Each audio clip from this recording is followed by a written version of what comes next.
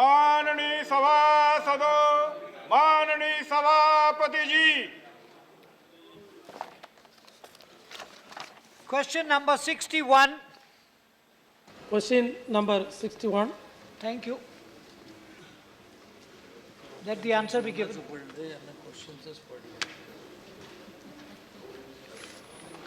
Railway Minister.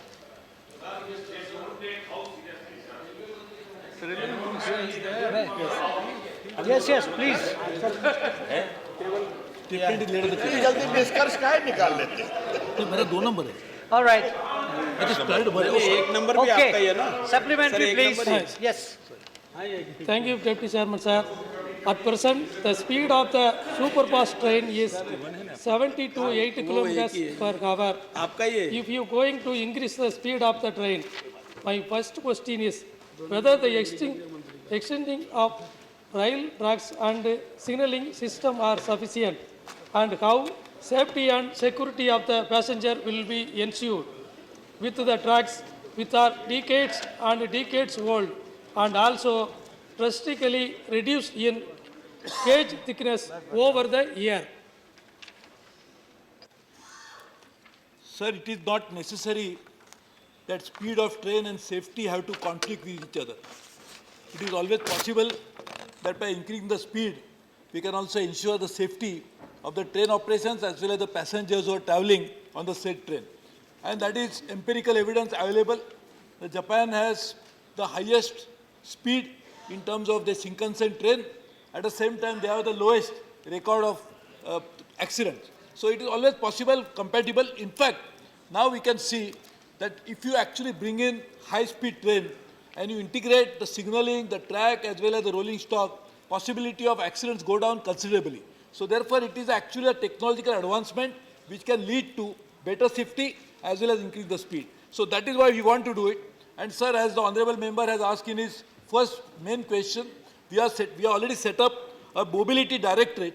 The essential function of the directorate is to identify the different corridors where the speed can be increased, find out what are the measures we need to take in terms of tracks as well as rolling stock to ensure that we can increase the average speed of all the trains in India over a period of time. So this is the function of that. I would like to assure the member that when we increase the speed, when we bring in the new type of train operation, the safety will be of paramount importance. We'll never compromise with the safety just to get in more speed in the train. Thank you. Second question.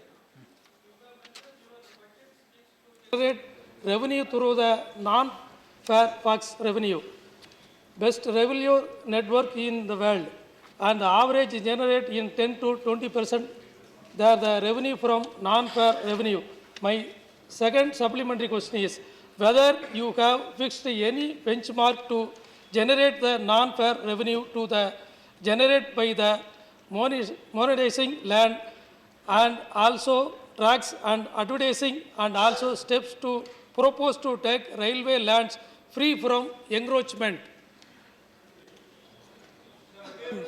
I wish to thank the honorable member for pinpointing a very important issue that confronts the railway operations today.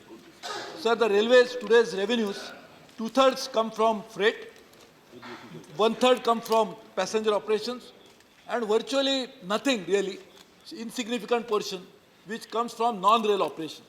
Sir, it has been seen globally that most advanced railway systems of the world, they try to generate non-rail revenue in a very substantial way. In some countries, it is as high as 30%. And therefore, if we do not increase the non-fare revenue, the non-rail revenue, not just from freight or from fare, but from something else, then over a period of time, the financial viability of railway system cannot be assured. And that is the main reason why in this budget, we have highlighted this point, both to decide a safety directorate as well as a directorate for raising the non-rail revenue. And in fact, we have set up these directorates. And where are the various revenue streams that will come in? One is from the advertisement. The second will be from the development of land and air rights over the buildings of the railways. So we want to develop 400 railway stations. I am happy to inform the House that a first tender has already been allotted for Habibganj station. We are trying to develop rest of the stations. We are also trying to monetize. This is something, sir, it has not happened globally, but we want to monetize the soft assets, the huge database that the railway generates by transporting 1.2 2 billion, almost 1.2 billion tons of cargo, as well as 7 billion passengers a year. So the huge database that we generate, can we monetize that data?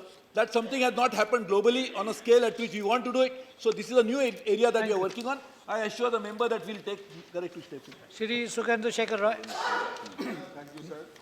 My supplementary to the Honorable Minister is that whether to boost the non-fare revenues, government has any plan to renovate the first metro rail, which was introduced in the city of Kolkata as long back as in 1983. Yes, sir. We are already, honorable member will be happy to know that the only metro that the Ministry of Railway operates is in Kolkata. Otherwise, under the rules of business, urban transportation, essentially the metros are handled by the Ministry of Urban Development. So we are definitely looking into it. As you will be happy to know that after many years, we have provided big thrust to the metro operations. We are working on east to west line and many of the bottlenecks have been removed. I am sure when your party will come back to power, hopefully in the next election, we will be able to work again with you. Shri Jatia. सभापति जी, मैं rail मंत्री जी को बधाई इसलिए देना चाहता हूं कि उनने एक महत्वाकांक्षी रेलों की गति बढ़ाने के लिए कार्यक्रम बनाया और उसके लिए उपाय कर रहे हैं। निश्चित रूप से ट्रैक कैपेसिटी को बढ़ाने के लिए विविध प्रकार की सावधानियां बरतनी होती है, क्योंकि हम गति को बढ़ाने का अंदाज़ लगाकर खुश तो ज़रूर हो जाते हैं, किंतु उनकी कैपेसिटी जब तक वो कैपेसिटी मिलती नहीं है जिससे कि जितनी गति हम बढ़ाना चाहते हैं। तो मैं पूछना ये चाहूँगा कि जो ट्रेन के गति बढ़ाने के कॉरिडोर तय किए गए हैं, उन पर वो कार्यक्रम क्या बनाया है जिसको पूरा करने के लिए इनने जो कार्यक्रम बनाया उसके बारे में जानकारी क्या है? चलिए, बिल्कुल सही है कि जब हम नई ट्रेन की गति बढ़ाने की कोशिश कर रहे हैं, जैसे कि हमने गतिमान एक्सप्रेस शुरू की जो दिल्ली टू आगरा के बीच में जाती है, वो एक हमारे देश में चलने वाली एक गतिमान ट्रेन है। साथ साथ में ये बहुत ही आवश्यक है और ये हमारे लिए भी एक अहम प्राथमिकता है कि किस तरह से जो चलने वाली और गाड़ियां हैं उसकी भी स्पीड किस तरह से बढ़ाई जाए। उसके लिए 2-3 और बहुत सारे कदम उठाए जा रहे हैं, जिसमें मुगल सराय टू इलाहाबाद, ये जो सबसे कलकत्ता टू दिल्ली का जो ट्रंक रूट है, उसमें सबसे ज़्यादा कंजेशन है। उसकी कैपेसिटी 150% से भी ज़्यादा कैपेसिटी यूटिलाइजेशन होता है। उसकी वजह से ट्रेन काफ़ी देरी से आती है और ख़ास करके वो एक यहीं पे जैसे हार्ट की एक आर्टरी कोई ब्लॉक हो जाती है और जो सब अहम आर्टरी ब्लॉक होती है, तो जो जिस तरह से नुकसान पूरे शरीर को होता है उसी तरह से पूरे रेल नेटवर्क को उसके नुकसान होता है। तो इसीलिए उसको भी दूर करने के लिए हमने बड़ी तादाद में वहाँ निवेश करने की शुरुआत की है। कल ही हमने एक ब्रिज को रिस्टोर किया, वो ब्रिज कल से शुरू हो गया मुगल सराय और इलाहाबाद के बीच में, लेकिन ये पूरा काम होने के लिए 3-3.5 साल लगेंगे। साथ ही में 2019 तक डेडिकेटेड फ्रेट कॉरिडोर पूरी करने की हम पूरी कोशिश करें। यदि वो भी काम पूरा हो जाता है तो जो आज फ्रेट ट्रैफिक और पैसेंजर्स एक ही ट्रैक पे चलते हैं, यदि वो पूरा का पूरा दूर हो जाएगा तो हमारी एवरेज स्पीड बढ़ने की हम कोशिश करेंगे। इसके लिए 2020 तक हमने टारगेट रखा है कि हमारी एवरेज स्पीड ट्रेन की बहुत आगे बढ़े। Shri Avinash Pandey. Honorable Minister of 2016-17 has proposed to transform the Indian Railways through the 7 mission activities Avtaran. I just want to know from the Honorable Minister whether the government plans to create separate directorate for all these 7 missions and whether annual outcome-based performance targets are set for evaluating progress of all the missions of Avtaran. Honorable Minister. Sir, आपने 2016-17 के जब railway budget पेश किया था, उस समय आपने पूरे रेलवे मिनिस्ट्री को, पूरे रेलवे को ट्रांसफॉर्म करने के लिए 7 बिंदु के अवतरण नामक एक योजना आपने घोषणा की थी। उस घोषणा के अंतर्गत मैं जानना चाहूँगा कि ये जो 7 एक्टिविटीज़ आपने प्रपोज की थी, उसके लिए क्या आप अलग अलग स्वतंत्र डायरेक्टरेट उसका निर्माण करेंगे और इन डायरेक्टरेट का इवैल्यूएशन वैल्यू बेस्ड होगा और कब तक?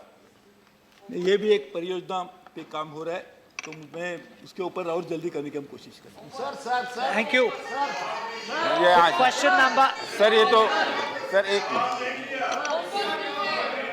सर इसका जवाब प्लीज। अच्छा, Has the question been आप 7 मिशंस के बारे में पूछ रहे हैं? 7 मिशन अवतरण सॉरी, तो 7 मिशन जो हमने कहे, इसमें से ये 2 मिशन है कि जो जिसके बारे में मैंने बताया कि ये सेफ्टी का मिशन जो है रफ्तार भी उसमें से एक मिशन है आपका। नॉन फेयर रेवेन्यू का है। उसी तरह से जो बाकी के भी जो 5 मिशन है, उसमें से कुछ मिशन के ऊपर हमने 7 मिशन के ऊपर सेटअप करने की शुरुआत की। और मैं आपको मिशन के बारे में ये भी कहना चाहता हूँ, इसकी मिशन की आवश्यकता क्या है। सर, रेलवे में अलग अलग सर्विस के लोग आते हैं और बहुत सारे समय से हमने सोचा है कि इसकी वजह से कंपार्टमेंटलाइजेशन हो गया और कंपार्टमेंटलाइजेशन की वजह से यूनिटी ऑफ एक्शन होने में तकलीफ आती है। तो इसीलिए हमने ये 7 मिशन के ऊपर काम करने की शुरुआत की है। मैं आपको कहना चाहता हूं कि जल्द से जल्द ये मिशन को पूरी तरह से ऑपरेशनल भी करें। सर, आपने Thank you. मिशन के बारे में, डायरेक्टर के बारे में Question 62. सर, मेरा प्रश्न बहुत स्पष्ट है सर। Question- सर, मेरा प्रश्न बहुत स्पष्ट है कि इसके लिए सेपरेट डायरेक्टर फॉर्म करेंगे या नहीं? Question number 62। इसके ऊपर कोई जवाब नहीं है। आप उठा तुम्हें सर, लेट मी एक्सप्लेन। मैं आपको बता सर नेक्स्ट क्वेश्चन हमने ऑलरेडी पुट अप कर दिया। You give the answer to the Honorable Minister to clarify his doubts. Question 62. Question number 62 sir. Let the question be answered. Sir Yes, sir supplementary. आपके माध्यम से ये पूछना चाहूँगी मंत्री जी से कि नई टेक्नोलॉजी जो है उसमें कॉस्ट कल्टीवेशन का जो कॉस्ट है, कॉस्ट ऑफ कल्टीवेशन और पानी का उपयोग, ये दोनों भी चीज़ों का बहुत ज़्यादा प्रॉब्लम हो रहा है।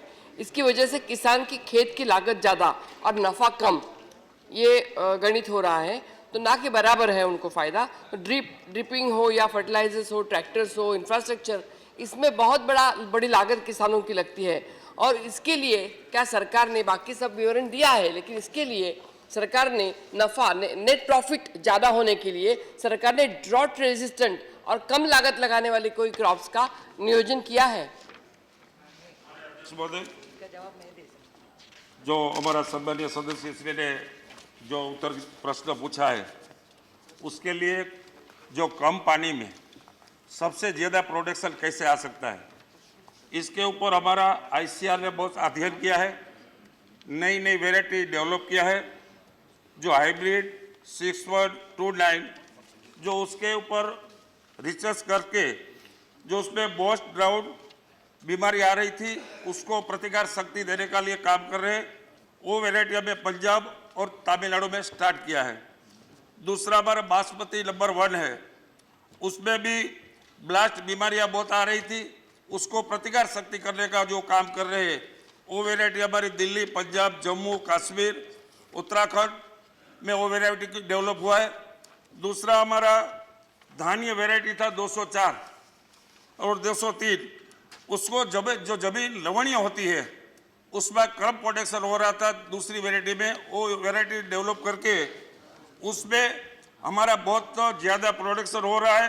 इसके आधार पर बहुत नई नई वेराइटी प्रोडक्ट किया है, उसके आधार पर नया ड्रिप इरिगेशन है, स्प्रिंकलर इरिगेशन है, उसके कहते हैं कि कम ड्रॉप मोर क्रॉप, इसके आधार पे कम पानी में ज़्यादा कैसे प्रोडक्शन हो सकता है, इसके आधार पर नई नई डेवलपमेंट हमने किया है।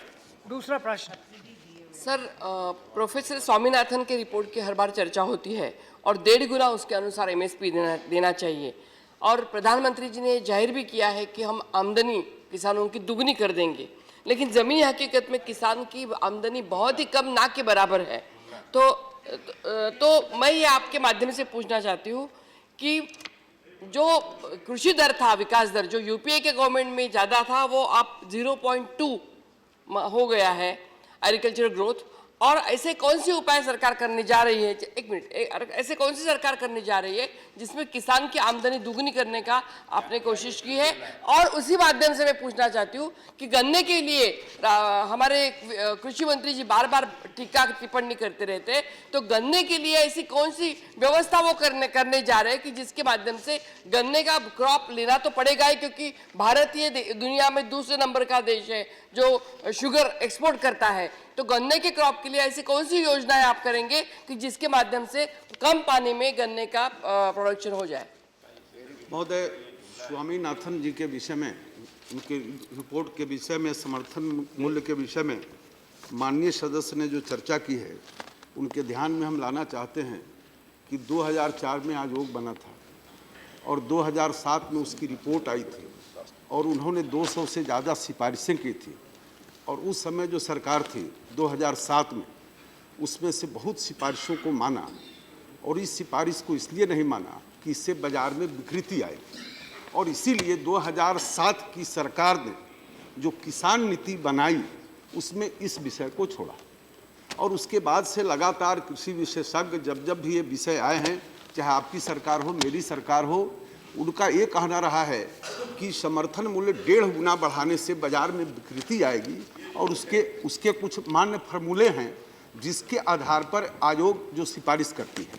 लेकिन फिर भी किसान की आमदनी बढ़े, ये प्रधानमंत्री जी ने बार बार कहा है, चुनाव के पहले भी कहा है, और मुनाफा 1.5 गुना 2 गुना हो इसको भी कहा है, और ये मैं आज भी कह रहा हूँ।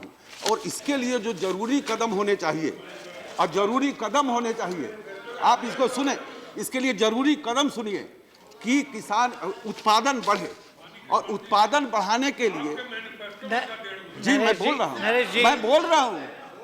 रहा हूँ कि 1.5 गुना नहीं, मैं तो 2 गुना बोल रहा हूँ कि 2 गुना बढ़ाया जा सकता है। तो इसके लिए जो सबसे ज़्यादा जरूरी थी, जिस पर ध्यान देना चाहिए था, वो था हर खेत को पानी। परसों भी माननीय सदस्य शरद यादव जी नहीं हैं, हर खेत को पानी मिले तो उत्पादन बढ़ेगा, और इसीलिए सरकार ने प्रधानमंत्री ग्राम सिंचाई योजना, कृषि सिंचाई योजना चलाई है। और उसके संबंध में मैंने उस दिन भी चर्चा की थी कि उत्पादन बढ़ाने के लिए हर खेत को पानी, आपके ध्यान में होगा 89 परियोजनाएं 20-25 बरस से, बड़ी योजनाएं, छोटी योजनाओं की संख्या तो आदरणीय शरद पवार जी काफ़ी बड़ी संख्या बता रहे थे, तो उनको मिशन मोड में पूरा करने के लिए इस बार प्रावधान भी किया गया है कि इस वर्ष कम से कम 23 परियोजनाओं को पूरा करें, 18 आते आते 40 को करें, और उसके लिए इस वर्ष के लिए 12,700 करोड़ रुपये दिए गए हैं, और 20,000 करोड़ रुपये के नाबार्ड के द्वारा एक कॉर्पस फंड बनाया गया है। दूसरा, इनपुट कॉस्ट कम हो, लागत कम हो, इसके लिए आपके ध्यान में होना चाहिए कि हर किसान को सॉइल हेल्थ कार्ड, ताकि उसको पता नहीं है कितना खाद देना है, कौन सी दवा देनी है, अंधाधुंध देते हैं, उनका खर्चा बढ़ता है। इसके लिए सॉइल हेल्थ कार्ड की योजना शुरू की गई है। और फिर जैविक खेती में जिसमें लागत बहुत कम होता है, इसको प्रोत्साहित किया गया है। और पहली बार 15-16 में और इस 16-17 में, 15-16 में 300 करोड़, फिर इस वर्ष 300 करोड़ राज्यों को दिया गया है। और राज्य को हम बधाई देंगे कि उसने क्लस्टर बड़े पैमाने पर दुगुना करना आपका सवाल है। मैं वही बता रहा हूं कि लागत कम करना और उन्हीं का सवाल है कि कैसे करेंगे दुगुना, उन्हीं का सवाल है कैसे करेंगे 1.5 गुना। तो मैं बता रहा था इसके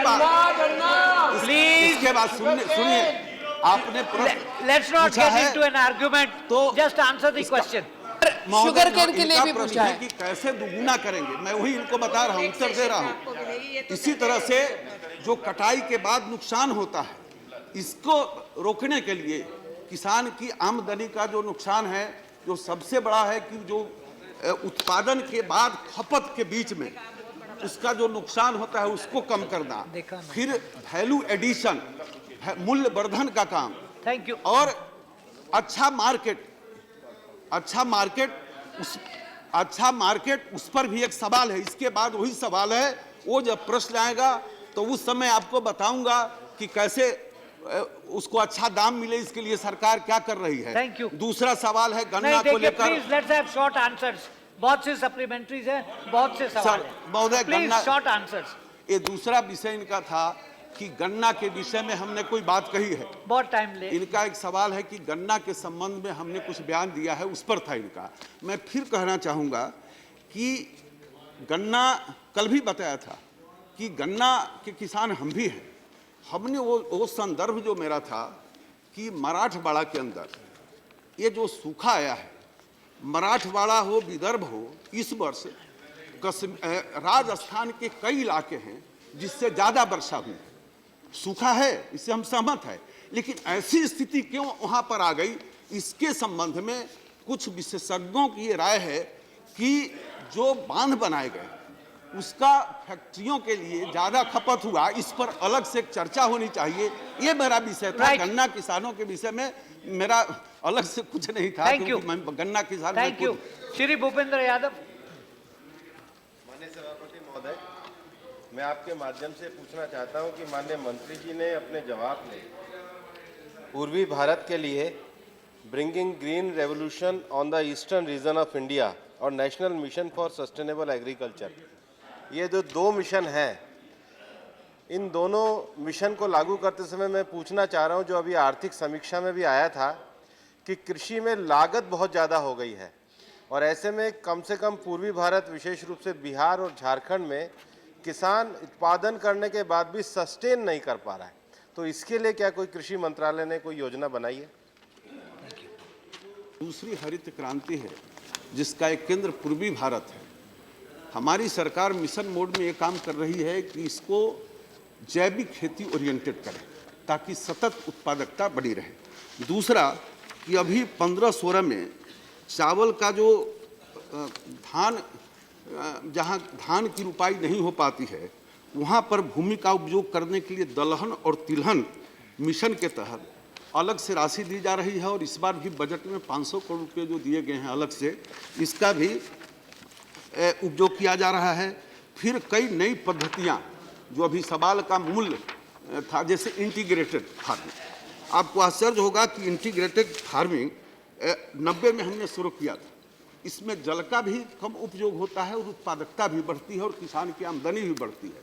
तो आज की तारीख में हमारे जो कृषि अनुसंधान संस्थान है और विश्वविद्यालय हैं, यह आज ही नहीं पहले से कर रहा है। आदरणीय शरद जी के समय से ये जो प्रदर्शन इसके अंदर होता था, जो ICAR के लैब, मतलब उसके फील्ड में, यूनिवर्सिटी के फील्ड में, उसको जमीन तक ले जाने की प्रक्रिया तेज हुई है और आज की तारीख में हम कह सकते हैं कि 1.5 लाख मिलियन हेक्टेयर में इंटीग्रेटेड फार्मिंग हो रही है और इसका बहुत बड़ा हिस्सा पूर्वी भारत में ही है।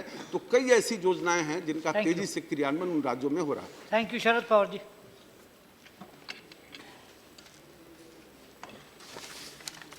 जवाब में यहाँ बताया गया कि जो कुछ कदम उठाते हैं, इसमें एक चीज़ पर ध्यान दिया गया कि पानी का इस्तेमाल कैसे कर सकते हैं और पानी की प्रोडक्टिविटी कैसे बढ़ सकती है। इस बारे में कुछ संशोधन अपने ही देश के Indian council of agriculture research के इंस्टीट्यूशन में हुआ है। इस संशोधन में ड्राउट रेजिस्टेंट कैरेक्टर कुछ क्रॉपों में डेवलप करने के लिए जेनेटिकली बदलाव लाने की भी बात थी और इस क्षेत्र में कुछ काम किया गया। बीच में सुप्रीम कोर्ट ने एक डायरेक्शन दिया कि ये काम करना नहीं चाहिए और भारत सरकार की एनवायरनमेंट मिनिस्ट्री ने भी इस बारे में एक अलग राय ले ली। मैंने लिखा था प्रधानमंत्री जी को और एनवायरनमेंट मिनिस्टर साहब को कि ड्राउट रेजिस्टेंट कैरेक्टर डेवलप करने के बारे में आज हमारे यहाँ रिसर्च हुआ है, आज उनकी ट्रायल्स लेने के लिए भी इजाज़त नहीं। ये बात ठीक नहीं। साइंटिस्ट ने कोई नया प्रोडक्ट डेवलप किया तो उसकी ट्रायल्स लेने की आवश्यकता, और ये ट्रायल को जो बंदी है वो हटाइए।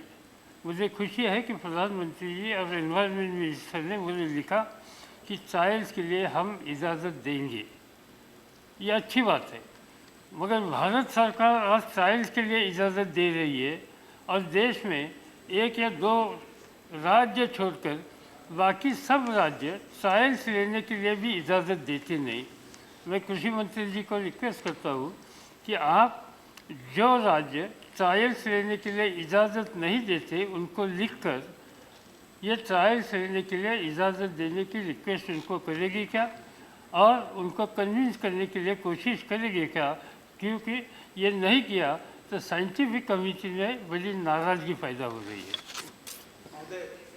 शरद जी के विचार से सहमत हूँ और निश्चित रूप से इस दिशा में मैं आगे बात करूँगा। श्री राम गोपाल यादव। धन्यवाद श्रीमान। क्लाइमेट चेंज के संदर्भ में ये लगभग तय हो चुका है कि अगर 1 डिग्री टेम्परेचर बढ़ जाएगा तो प्रोडक्शन जो है लगभग 15-16% कम हो जाए गेहूँ। इस बार उत्तर प्रदेश में मैंने अपनी खेती में देखा है कि ये प्रोडक्शन 15 से 20% कम हुआ है। कई बार इस संसद की स्थायी समिति ने, कृषि संबंधी स्थायी समिति ने ये रिपोर्ट दी कि जो आपकी संस्थाएं हैं, Indian council of agriculture research और एग्रीकल्चर यूनिवर्सिटीज़, वो इस तरफ इसको ध्यान में रखते हुए इस तरह के कुछ नए सीड्स, ऐसी रिसर्च करें, ऐसे सीड्स तैयार करें जिसको लिए पानी की कम ज़रूरत हो, क्योंकि पानी सबसे बड़ी समस्या है। अब जल स्तर रोकने के लिए कोई प्रभावी कदम नहीं उठाया जा रहा है। नए सीड्स जिनमें कम ज़रूरत हो पानी की वो किए नहीं जा रहे हैं। तो क्या कभी इस बात की समीक्षा की कि यूनिवर्सिटीज़ ने और या ICAR ने इस तरह की कोई नए सीड्स निकाले हैं जिनके लिए पानी की कम ज़रूरत हो और जो पानी की कमी की वजह से प्रोडक्शन पर असर पड़ रहा है उसको दूर किया जा सके? जलवायु अनुकूलन कृषि पर राष्ट्रीय इनोवेशन, इस कार्यक्रम की शुरुआत 11वीं पंचवर्षीय योजना में की गई थी और इस 12वीं पंचवर्षीय योजना में भी 600 करोड़ का उसके लिए प्रावधान रखा गया था। इस पहल का उद्देश्य राजनीतिक परक अनुसंधान और टेक्नोलॉजी प्रसार के माध्यम से जलवायु परिवर्तन एवं जलवायु संवेदनशीलता के प्रति भारतीय कृषि की अनुकूलता को बढ़ाना है। और परियोजना में 4 संगठक, उसके 4 भाग हैं। एक तो रणनीतिक परक अनुसंधान, दूसरा देश के 150 सर्वाधिक संवेदनशील जिलों में सर्वश्रेष्ठ कृषि टेक्नोलॉजी का प्रदर्शन, तीसरा क्षमता निर्माण और चौथा प्रायोजित अनुदान, उनको अनुदान देना। और टेक्नोलॉजी प्रसार के लिए 27 राज्यों के 100 जिलों में काम अभी शुरू कर दिया गया है, जिसमें उत्तर प्रदेश भी है। जहाँ तक सूखा और जलवायु परिवर्तन रोधी बीजों का सवाल है, मैं बताना चाहूँगा कि 2010 में 151 किस्में जारी की गई थी, चूँकि 11वीं पंचवर्षीय योजना में शुरुआत की गई थी। और आज आते आते वर्ष बाद मेरे पास विवरण है कि जलवायु परिवर्तन के प्रभाव, चाहे वो बाढ़ हो, वर्षा हो या गर्मी हो, 601 किस्में अभी तक जारी कर दी गई है जो फील्ड में है। Thank you. Question 63. Let the answer be given. Question 63. विवरण सभापति। मंत्री महोदय, जैसे कि आपने प्रश्न के उत्तर में बताया कि आर्थिक कार्य संबंधी मंत्रिमंडलीय समिति के अनुमोदित प्रस्ताव के अनुसार दिनांक 14 अप्रैल 16 को कॉमन ऑनलाइन ट्रेडिंग पोर्टल के रूप में राष्ट्रीय कृषि मंडी की शुरुआत की गई, जिसके अंतर्गत 8 राज्यों की मंडियों को ई मार्केट प्लेटफार्म के पायलट लॉन्च के लिए चुना गया। इसमें हरियाणा की 2 मंडियों करनाल व एलनाबाद को भी चुना गया। इस योजना के अंतर्गत करनाल की मंडी में अभी तक 300 क्विंटल गेहूं अनाज आया है, जबकि करनाल व आसपास के जिलों में गेहूं की बहुत ही बम्पर फसल हुई है। इसमें न तो किसानों ने और न ही डीलरों ने कोई रुचि दिखाई है। मंत्री महोदय, मेरा प्रश्न यह है कि इस योजना को सफल बनाने के लिए आगे सरकार क्या प्रभावशाली कदम उठाने जा रही है? अभी एक पायलट प्रयोग है और 8 राज्यों के 21 मंडियों में शुरू किया गया है। और निश्चित रूप से पायलट प्रयोग इसलिए है कि इसमें जो विसंगतियां दिखाई दी जाएगी उसको ठीक किया जाएगा। दूसरा प्रश्न महोदय, मेरा दूसरा प्रश्न यह है कि कॉमन ऑनलाइन ट्रेडिंग पोर्टल के रूप में राष्ट्रीय कृषि मंडी योजना के शुरू होने पर कच्चे आड़तियों की चिंता बढ़ गई है, क्योंकि उनको अब लगने लगा है कि उनकी पैसे की रिकवरी किसानों से नहीं हो पाएगी, क्योंकि पैसा जो है किसानों के खाते में डायरेक्ट जाएगा। और किसानों को अब चिंता ये होने लगी है कि उनको अब आड़तियों से पैसे नहीं मिलेंगे। तो मंत्री महोदय जी, इस स्थिति में किसानों व आड़तियों की समस्याओं के समाधान के लिए सरकार क्या कदम उठाएगी?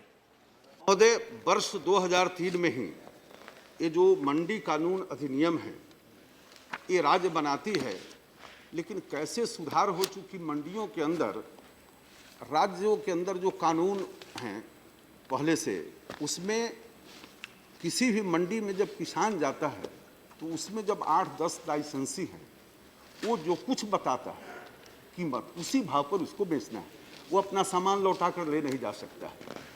और उसको पता नहीं है कि उसी के राज्य में दूसरे मार्केट में क्या उसकी कीमत है। फिर किसान जब सामान ले जाता है तो जो लाइसेंसी है वो उसका सामान देखकर कहता है कि घटिया क्वालिटी, माने जो लाइसेंसी है अड़हतिया है वही तय करता है दाम, वही तय करता है कि किसान का जो वो अनाज है उसकी क्वालिटी क्या है। तो 2003 में सरकार ने कानून में बदलाव हो इसके लिए एक कमेटी राज्यों के मंत्रियों की बनी थी। इस सरकार आने के बाद गुलाटी की अध्यक्षता में वो जो सारे रिपोर्ट थे उसके आधार पर एक कमेटी बना दी है, उसकी रिपोर्ट अभी आएगी। लेकिन राज्यों से 3 कानून में परिवर्तन करने के लिए कहा गया कि एक तो आप बताइए वहाँ कि एक मंडी का कोई लाइसेंस लेता है तो सारे मंडियों में वो खरीदारी कर सके, और ई ट्रेडिंग प्लेटफॉर्म बनाइए, और लेवी भी एक ही जगह लगे क्योंकि अंततः उपभोक्ता के ऊपर पड़ता है। तो ये 3 कानून में बदलाव 14 राज्यों ने किया है, और मुझे खुशी हो रही है कि इससे किसानों को राहत होगी। किसान जब मंडी में जाएगा फीड ट्रेडिंग प्लेटफॉर्म पर वो देख पाएगा कि उसके राज्य में, और हमारी योजना है कि देश के 585 मंडियों को जोड़े, कि 585 मंडियों में भी उसके सामान का क्या कीमत है, उसकी क्वालिटी क्या है, वो तय अड़हतिया तय नहीं करे, ये तय करे, उसमें एक लेबोरेटरी बने। और इसके लिए हम राज्यों को पैसा दे रहे हैं, IT के इंजीनियर उनको 1 साल के लिए दे रहे हैं। हमने एक स्ट्रेटेजिक पार्टनर तय किया है, ये शुद्ध रूप से किसानों के लाभ के लिए है। अड़हतियों का थोड़ा नुकसान हो सकता है लेकिन किसानों को इससे लाभ होगा, ये मैं विश्वास दिलाना चाहता हूँ। सेकंड सप्लीमेंट्री हो गया। श्री भूपेंद्र सिंह। क्या है? धन्यवाद सर। चेयरमैन सर, आज जो किसानों के मार्केटिंग की बात, जो मेन सवाल था यहाँ कि इसके ऊपर एक सेंट्रल लॉ, इंटीग्रेटेड लॉ बनने की मार्केटिंग के लिए, लॉ तो नहीं बना, सरकार कहे नो सॉरी लॉ नहीं बन पाया, लेकिन एक स्कीम आज बनाई गई है कि कैसे रेगुलेट करेंगे कि सारे देश में किसानों को उनका जो मिनिमम सपोर्ट प्राइस भी है वो मंडियों में उनको कैसे मिल पाएगा। अगर वो नहीं मिलता है उसके लिए ये स्कीम में क्या रखा गया है। और जो सर 8 स्टेट्स में यहाँ बनाया है, पायलट प्रोजेक्ट लॉन्च किया है, वो 8 स्टेट्स में उड़ीसा, कौन कौन से स्टेट हैं और उड़ीसा अगर उसमें उड़ीसा है या नहीं, ये मैं माननीय मंत्री से जानना चाहता हूँ। Thank you. ये कानून भारत सरकार नहीं बना सकती है, मार्केटिंग के जो कानून हैं राज्य सरकार बनाती है। और अभी तक जो हमारे पास प्रस्ताव आए हैं राज्यों से, वो पूरा मैं विवरण इनको दे भी सकता हूँ, और मेरे पास अभी उसकी सूची है, मैं बतला रहा हूँ कि इसमें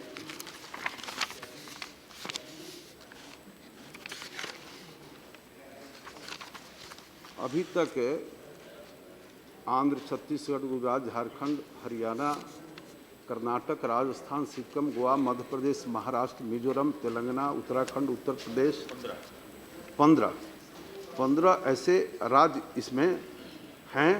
अभी 8 राज्यों के ही 8 राज्यों में ही पायलट प्रोजेक्ट शुरू किया गया है, लेकिन 15 राज्यों से ये 265 प्रस्ताव मेरे पास आए हैं, और सिद्धांत रूप से उड़ीसा भी तैयार हो गया है।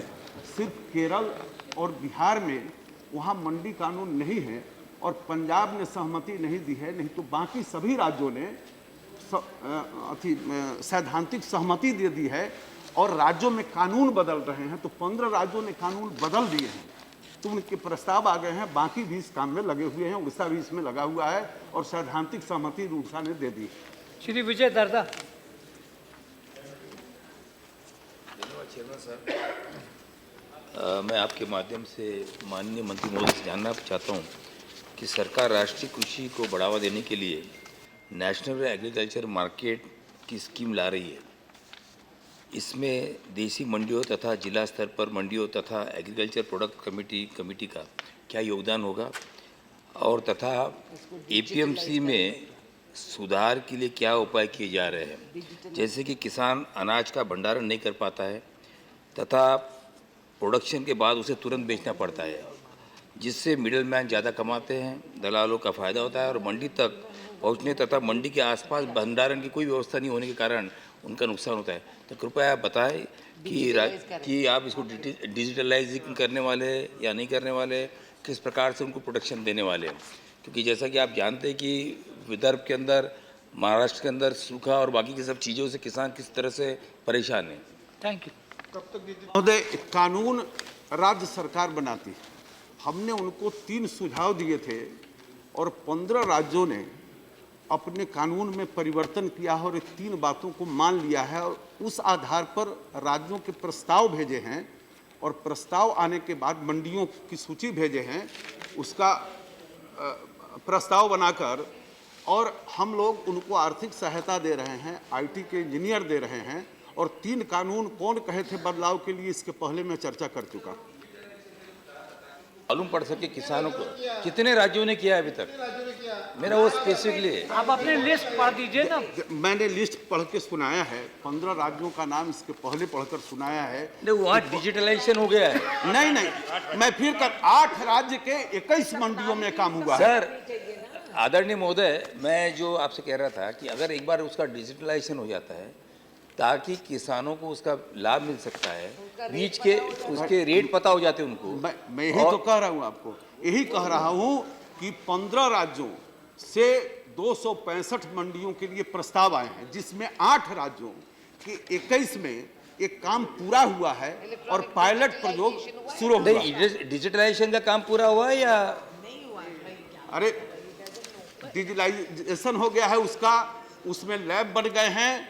अच्छा। और 21 मंडियों को 1 ई ट्रेडिंग प्लेटफॉर्म मिल गया है। सर अभी तक विदर्भ में, महाराष्ट्र के अंदर ऐसी कोई खबर नहीं है। देखो इसमें सर अभी तक विदर्भ, महाराष्ट्र के अंदर इसके प्रकार की कोई भी व्यवस्था नहीं हुई है। देखो हम राज्य के नाम आपको बता सकते हैं, फिर बताएं, दोबारा भी आप कहें तो राज्य का नाम है आंध्र प्रदेश, जहां ई व्यापार की अनुमति देने के लिए कानून में परिवर्तन कर लिया है।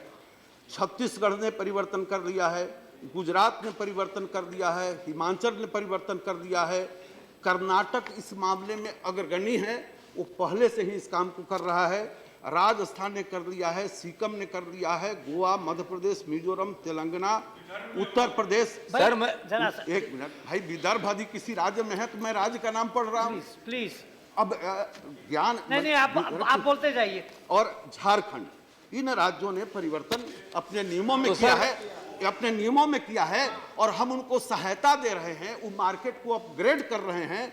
21 मार्केट अपग्रेड हो गए थे, उसको हमने जोड़ने का काम 14 अप्रैल को किया है। महाराष्ट्र और विदर्भ में नहीं हुआ है। No further discussion on this, we are taking too much time on a question. The question pertains to benefit of farmers in terms of better price discovery.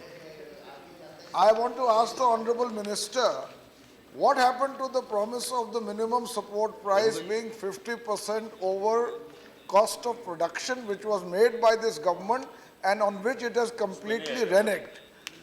What happened to the promise on minimum support price in terms of giving farmers a better benefit of price discovery? Thank you. महोदय, समर्थन मूल्य में 50% वृद्धि और लागत से आमदनी में वृद्धि, ये दोनों 2 विषय हैं और मैंने इसके पहले विस्तार से समर्थन मूल्य के विषय में बताया है। और लागत कम हो, उत्पादन ज़्यादा हो और अच्छा मूल्य मिले, इसकी भी चर्चा मैंने पहले प्रश्न में किया था, उसमें मार्केटिंग छोड़कर बाकी की चर्चा की थी। और मार्केटिंग, राष्ट्रीय कृषि मंडी भी इसीलिए बनाया जा रहा है कि उसको अच्छा मूल्य मिले। बाकी पहले सवाल के जवाब में हमने विस्तार से समर्थन मूल्य क्या है और मुनाफा 1.5 गुना 2 गुना हो, इसके लिए कौन सी योजना चल रही है, ये मैंने पहले विस्तार से बताया। उनका सवाल जो था वो उसका जवाब दे दीजिए। The question is very simple, that there was a promise made of 50% profit over cost of production. In the Supreme Court, you have submitted an affidavit reneging on this promise. मैं जो रहा हूँ महोदय, हमारी सरकार को बने हुए 2 वर्ष हुए हैं और इस 2 वर्ष में हमने पहले भी कहा था और आज भी कह रहे हैं कि किसान का जो लागत हो उससे 1.5 गुना 2 गुना उसको मुनाफा मिलना चाहिए। इसके लिए मेरी बात सुनो भाई, मेरी बात तो सुनो भाई प्लीज महोदय। और इसीलिए मैंने बताया कि उत्पादन बढ़ेगा जब हर खेत को पानी मिलेगा। ये योजना हमने देश में प्रारंभ कर दी है। आमदनी ज्यादा तब होगी जब उसका लागत कम होगा, और इसीलिए सॉइल हेल्थ कार्ड देने की हमने व्यवस्था शुरू की है, जैविक खेती की व्यवस्था शुरू की है, और राष्ट्रीय कृषि मंडी बाजार बना रहे हैं जहां अधिक उसको दाम मिले। और इस प्रकार से किसानों की आय बढ़ाने के लिए इस सरकार ने प्रयत्न शुरू कर दिया है। उन्होंने जो सवाल पूछा है वो उसका जवाब दे दीजिए और मत बताइए। महोदय, उनका सवाल यह है कि हमारी सरकार ने कहा था कि हम किसानों की आमदनी बढ़ाएंगे। बैठ जाइए त्यागी जी, बैठ जाइए त्यागी जी, बैठ जाइए। This is not your question. Nishad ji बैठ जाइए। आप पूछे क्या सवाल है उनका सर? पूछे। What was your specific question? My specific question, sir, in the question it is said, benefit of farmers in terms of better price discovery. In this context, this government had made a promise that the minimum support price would be 50% over cost of production. This promise has been reneged upon, and an affidavit has been submitted to the Supreme Court that they can't fulfill it. I want to know why they have gone back from this promise. All right, okay, all right. महोदय,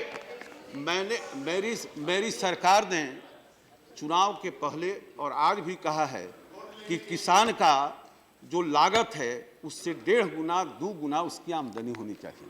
इसके ये हमने कहा समर्थन बैठ जाइए। आप घोषणा पत्र, आप हमारा घोषणा पत्र पढ़िए। बैठ जाइए। नो सर, लागत का 1.5 गुना, लागत की से आमदनी 1.5 गुना बढ़े। भाई प्लीज, ये आपका सवाल नहीं है। जो किसान का महोदय लागत है उसका 1.5 गुना मुनाफा किसान को मिले, और इसके लिए हमने योजनाएं चलाई हैं। कम लागत, उत्पादन ज्यादा, अच्छा मार्केट और समर्थन मूल्य भी समय समय पर बढ़ाना। ये all right. Question 64, Mr Naresh Agarwal, बैठ जाइए। नरेश जी, आपने सवाल पूछ लिया। Let the answer be given. सभा पटल पर रखिए। माननीय सभापति जी, सवाल पूछो। माननीय सभापति जी, सप्लीमेंट्री प्लीज। वैसे सूखे पे इस सदन में बैठ जाइए। Let him ask the question. माननीय सभापति जी, सूखे पे वैसे सदन में काफी चर्चा हुई, और मुझे कहने में कोई संकोच नहीं कि कृषि मंत्री जी अगर आप स्पष्ट उत्तर दे, घुमा फिरा कर नहीं दे तो शायद सही चीजें सामने आ सके। भाई आप सवाल पूछ लीजिए। मैं क्वेश्चन पूछने आ रहा हूँ उसी से। श्रीमान, राज्यों ने जो मांग सूखे पे रखी, राज्यों ने जो केंद्र सरकार को सूखे पे मांग रखी, केंद्र सरकार ने उसका 1/3 भी राज्य सरकार को नहीं दिया, और शायद उसका कारण आप कहते हैं हम NDRF की गाइडलाइन के तहत ही मदद कर सकते हैं और उसके आगे नहीं कर सकते हैं। तो मैं आपसे पूछना चाहता हूँ कि NDRF की कौन सी ऐसी गाइडलाइन है जिससे राज्यों की एक्चुअल मांग को आप पूरा नहीं कर पा रहे हैं, और आप उन गाइडलाइन को बदलने की कृपा करेंगे? Thank you. ये जो राज्यों में राज्य आपदा कोष होता है और राष्ट्रीय आपदा कोष होता है, हर राज्य के पास राज्य आपदा कोष में राष्ट्रीय आपदा कोष से 75% राशि जाती है और 25% राज्य सरकार का होता है, और ये वो खर्चा करते हैं। इसके बाद यदि भयावहता स्थिति होती है तो एक स्मारक पत्र देते हैं, अपना डिमांड देते हैं, और डिमांड देने के बाद फिर 4 ऐसे विषय हैं जो कृषि मंत्रालय उसको कोऑर्डिनेट करता है, सूखा, पाला, ओला और कीड़ा लगने से। 12 राष्ट्रीय आपदाओं में 4 का कोऑर्डिनेशन कृषि मंत्रालय करता है। और आप आंकड़े जब देखेंगे तो जो डिमांड आते हैं तो पहले डिमांड के मुताबिक जितनी राशि मिलती थी मोदी सरकार के आने के बाद उससे 2 गुना, 2.5 गुना, 3 गुना ज़्यादा राशि राज्यों को मिल रही है। जो राष्ट्रीय आपदा कोष है, ये गृह मंत्रालय के अंदर, और ये गाइडलाइन उसके पहले से बने हुए हैं, जिसका परिपालन राज्य सरकार भी करती है, भारत सरकार भी करती है, और टीम भी जाती है, और इसी आधार पर उसका आकलन होता है। मैं इतना ही आपको कहूँगा कि इस 2 वर्ष के अंदर जो मानकों में परिवर्तन हुआ है, उसके कारण राज्यों को ज़्यादा मिलता है। और उदाहरण के लिए मैंने उस दिन भी बताया था कि 10-11 से 13-14 तक राज्यों ने 1 लाख करोड़ मांगा था राष्ट्रीय आपदा कोष से। मांगना उसका काम है, लेकिन जब टीम गई और जो आकलन किया तो 4 वर्ष में 12,000 करोड़ रुपया मिला राज्यों को। और जब मोदी सरकार आई तो 14-15 में 40,000 का डिमांड हुआ राज्यों से, तो 9,000 करोड़ रुपया से ज़्यादा मिला। और फिर इस वर्ष 15-16 में 13,000 करोड़ रुपया से ज़्यादा अभी तक दी गई है, माने पहले से ज़्यादा राशि दी जा रही है। और ये मैं आपको बताना चाहता हूँ। नहीं, देखिए, हमने क्वेश्चन बात साहब ने पूछा था, लेकिन मैंने कहा ना कि मंत्री जी काफ़ी एक्सपर्ट है घुमाने में बात को। अगर सही में आ जाए तो शायद राज्य और केंद्र का टकराव ना हो। जो राज्य और केंद्र का टकराव है, इन्होंने कहा राज्यों का मांगना है, जैसे राज्य भिखमंगे हो गए और ये भामाशाह हो गए, इनको देना है। मंत्री जी, राज्यों ने जो मांगा, मैं सिर्फ उत्तर प्रदेश पे आपका आता हूँ, उत्तर प्रदेश की 14-15, 15-16 में जितना मांग रखी वो कितनी थी और आपने कितनी रिलीज की? NDRF के जो गाइडलाइन है उसके अनुसार क्यों रुकावट आई जितनी राज्य सरकार ने मांगी? साथ ही साथ जो मौतें हो रही हैं, आत्महत्या किसान कर रहे हैं, वो किसानों की आत्महत्या प्रतिवर्ष 36,000 से ऊपर जा रही है। तो किसानों की आत्महत्या जो सूखे के मारे या खेती से परेशानी कर्जे के मारे किसान आत्महत्या कर रहे हैं, उनको रोकने के लिए केंद्र सरकार ने क्या नीति बनाई है? और जो किसान आत्महत्या कर रहे हैं, क्या उनको कुछ मुआवजा देने की भी केंद्र सरकार की कोई योजना है? आपने बहुत से सवाल एक सवाल में पूछ लिए। जी, मैं सबका उत्तर दूंगा। नहीं, आप एक सवाल पूछिए। नहीं सर, महोदय, मुझको उत्तर देने का अवसर दिया जाए। माननीय सदस्य ने कहा कि मैंने जो कहा उससे ये लगा कि राज्य भीख मांगा है और हम दाता हैं। ये प्रक्रिया, ऐसा तो मैंने कहा भी नहीं है, लेकिन यदि आप ऐसा समझते हैं तो आज़ादी के बाद से एक आध बार ऐसी भी सरकार बनी है जिसमें आप यहाँ रहे हैं, और उस समय आपने व्यवहार जरूर किया होगा कि राज्य भीख मांगता रहा होगा और आप राजा की तरफ व्यवहार करते रहोगे। ये तो आरोप प्रत्यारोप की बात है। आप इनके सवाल का जवाब, उन्होंने कहा राज्य मांगते रहते हैं, हमारा काम नहीं। आप सवाल का जवाब, उन्होंने राज्यों को भीख मांगा बताया विदाउट वाइडर। महोदय, कल ही मैंने उत्तर प्रदेश की सरकार ने इस वर्ष कितना मांग किया और कितना हमने दिया, तो रिकॉर्ड पर है, माननीय सदस्य थे।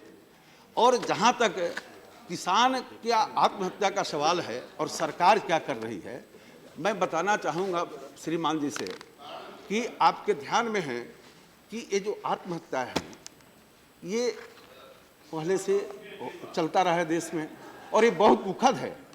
इसकी चिंता हम सबको है कि लोकतंत्र में लोकशाही ऐसी व्यवस्था न कर पाए जिससे किसान को आत्महत्या करना पड़े। और मैं मानता हूं कि जो रिलीफ होता है, रिलीफ में उसकी पूरी भरपाई नहीं होती, ये तो मरहम होता है। किसान जो परिवार, हजारों परिवार समाप्त हुए, उसके पीछे कारण ये था कि उसको उत्पादन में जितना पैसा लगा उसकी भरपाई करने के लिए ये जो 2000 में एक योजना चली थी, वही मैं बता रहा हूँ महोदय। 2000 में मैं आ रहा हूँ 2000। नरेश जी बैठ जाए प्लीज। अरे भाई सुनो तो 2000 सन 2000 में इसकी एक योजना चली थी, कृषि बीमा योजना। ये राहत तो मरहम है, उसकी पूरी भरपाई हो, उसके लिए कृषि बीमा योजना चली थी। और उस बीमा योजना में विसंगतियां कुछ थी, उसको दूर करने के लिए पिछली सरकार ने कुछ कदम उठाए, लेकिन वो जो कदम उठाए उसमें ये व्यवस्था कर दी कि किसान का जो उत्पादन लागत है प्रकृति आपदा में समाप्त हो तो पूरी भरपाई नहीं हुए, कैपिंग कर दिया, राज्य खजाने पर बोझ नहीं पड़े। हमारी सरकार ने प्रधानमंत्री फसल बीमा योजना लाया है। मैं विनती करूंगा कि राज्यों में लागू कराएं, यदि प्रधानमंत्री फसल बीमा योजना लागू हो गई तो किसानों की पूरी भरपाई होगी और इससे इस पर रोक लगेगा। बलविंदर सिंह जी,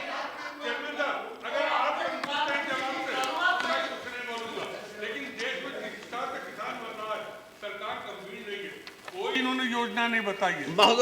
अब आप ये कहते हैं ना कि अब आप अगला सवाल। बलविंदर सिंह जी, देखिए समय कम है, गंभीर है सरकार, विदर्भ में सबसे इसीलिए योजना लाई है कि किसानों के नुकसान का पूरी भरपाई हो। भाई इसीलिए सरकार बलविंदर सिंह जी, आप पूछिए सवाल।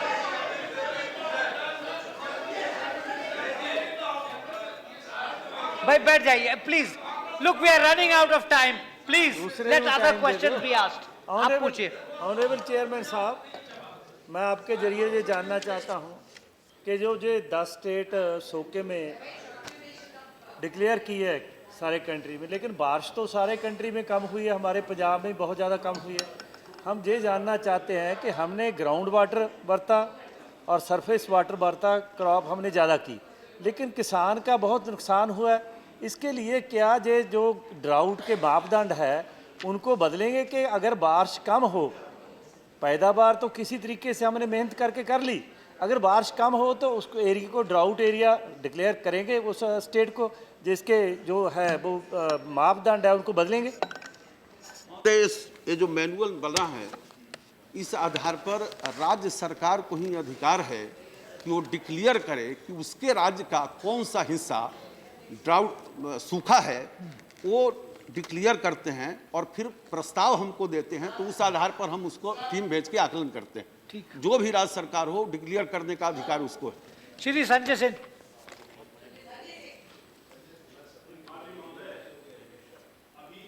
ही में सदन में इस महत्वपूर्ण विषय पर चर्चा भी हुई और हमारे सभी माननीय सदस्यों ने एक कॉमन डिमांड की। मैं उसी के बारे में आपके माध्यम से मंत्री जी जानना चाहता हूं। और वर्तमान सरकार बड़े अच्छे आश्वासन और बहुत सारी घोषणाएं करती है। क्या आज इस महत्वपूर्ण और बड़ी गंभीर समस्या पर जो सभी माननीय सदस्यों ने डिमांड की थी कि हमारे कृषि किसानों के कृषि ऋण माफ करने की योजना बना रही है? थैंक यू महोदय, हमारी सरकार उत्पादन बढ़े, लागत कम हो, उसको अच्छा मूल्य मिले। भाई please, there is no point. किसानों के बैठ जाइए आप लोग। किसानों उनका सवाल है, उसका जवाब सुनिए। दीर्घकालीन भाई बैठ जाइए, आपका सवाल नहीं है। किसानों के दीर्घकालीन प्लीज खुशहाली के लिए, किसानों के दीर्घकालीन खुशहाली के लिए हमारी सरकार ने आपकी सुरक्षा चाहिए, संरक्षण चाहिए। बहुत स्पेसिफिक क्वेश्चन मैंने पूछा।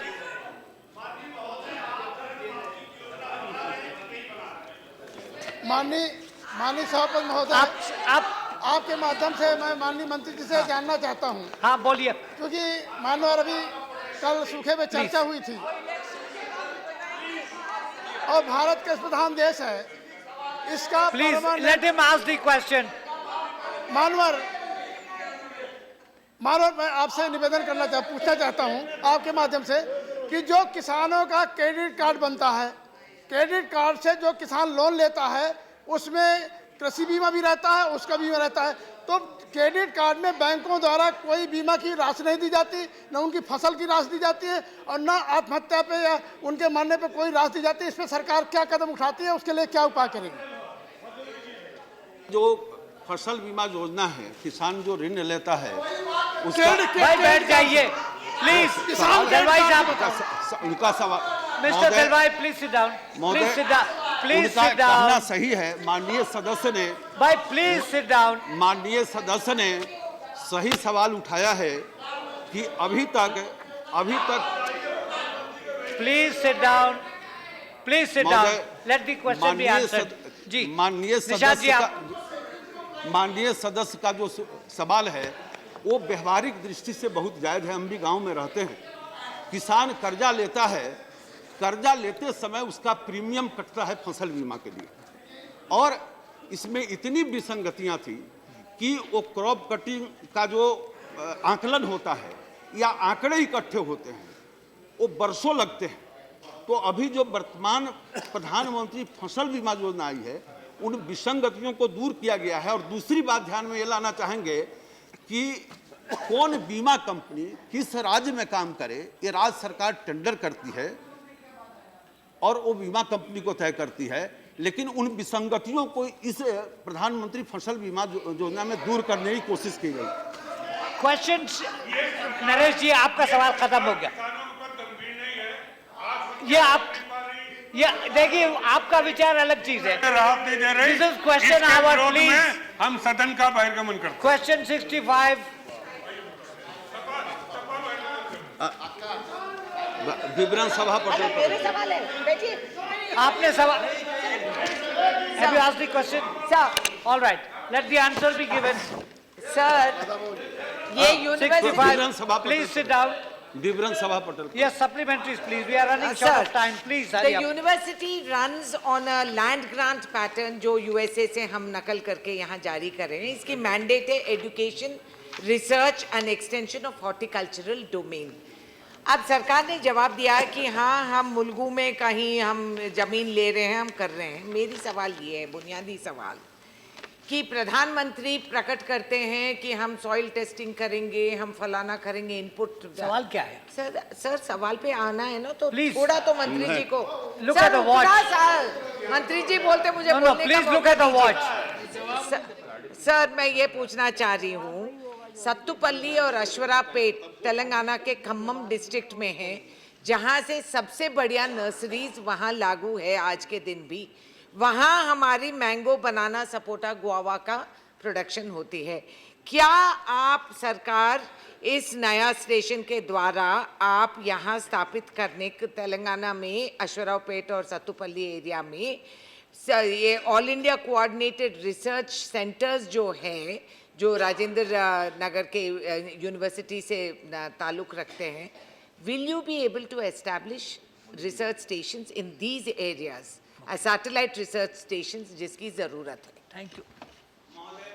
माननीय सदस्य का सवाल है कि क्या सरकार ने तेलंगाना में नए उद्यान कृषि विश्वविद्यालय की स्थापना किया जाने का निर्णय लिया है, और उसके विषय में अभी उन्होंने कुछ कहा कि कहाँ ज़मीन देख रहे हैं, क्या कर रहे हैं। मैं आपको बताना चाहता हूँ कि जब आंध्र का विभाजन हुआ था तो जो हॉर्टिकल्चर यूनिवर्सिटी था वो आंध्र के अंदर चला गया था। तो हमारी सरकार बनने के बाद हमने कहा कि तेलंगाना में एक हॉर्टिकल्चर यूनिवर्सिटी स्थापित की जाएगी, और राज्य सरकार ने अपने वहाँ बजट में भी इसकी का प्रावधान किया कि हम एक करेंगे। और उसके बाद 15-16 हमने 10 करोड़ रुपया तुरंत उस राज्य को दिया था, और 15-16 में दिया, कुल हमने 10 करोड़ 14-15 में ही 10 करोड़ दे दिया था जिस समय घोषणा किया था। लेकिन वहाँ ज़मीन का चयन नहीं हुआ था, लेकिन ज़मीन का चयन हो गया, और 7 जनवरी 16 को उस स्थान पर उस राज्य के 15,000 किसानों के बीच उसका शुभारंभ हुआ था, और 75 करोड़ राशि हमने उस वर्ष में माने मार्च 16 तक दिया है, और इस वर्ष भी हमने बजट में 50 करोड़ का प्रावधान रखा है। तो कुल मिलाजुला कर ये कहना कि अभी इधर देख रहे हैं उधर देख रहे हैं वो स्थिति नहीं है। जहाँ तक अनुसंधान केंद्र का सवाल है, तो जो आंध्र के अंदर यूनिवर्सिटी चला गया, उस यूनिवर्सिटी के साथ तेलंगाना के साथ जुड़े हुए जितने इस प्रकार के केंद्र थे, जैसे बागवानी अनुसंधान केंद्र 10 ऐसे बागवानी अनुसंधान केंद्र तेलंगाना के जिलों के अंदर है, जो पहले आंध्र के अंदर यूनिवर्सिटी चला गया उसके साथ अटैच था, और अब वो इस यूनिवर्सिटी के साथ अटैच हो गया है। हम माननीय महोदय को सूची भी भेज सकते हैं। Second question, quick. The first question hasn't been answered, sir. How do I go to the second question? You please write to the Honorable Minister. It's a simple yes or no, sir. All India Coordinated Research Center of the University का extension आप यहाँ सत्तुपल्ली और अश्वरापेट में लगाएंगे या नहीं? Yes or no? बस सवाल है राज्य कृषि विश्वविद्यालय का है और राज्य कृषि विश्वविद्यालय के अंदर कौन कौन संस्थान राज्य भी खोलती है, भारत सरकार भी खोलती है। मैं राज्य सरकार की बात कर रहा हूं, भारत सरकार की ओर से अभी अलग से कोई खोलने की योजना नहीं है। Question are over. Statement by Minister correcting answer to question. Shri Manoj Sinha. I give up.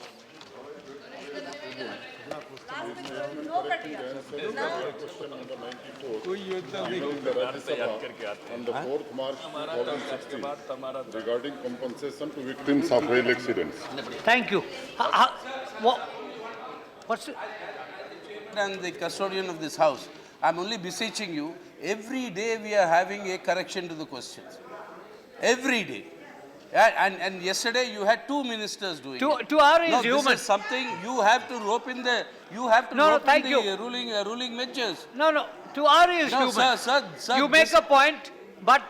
Sir, this borders on a breach of privilege, sir. No, You're it's telling not. us untruths. It does not because it's correcting it. No, it's being corrected. House is adjourned till 2:30 p.m.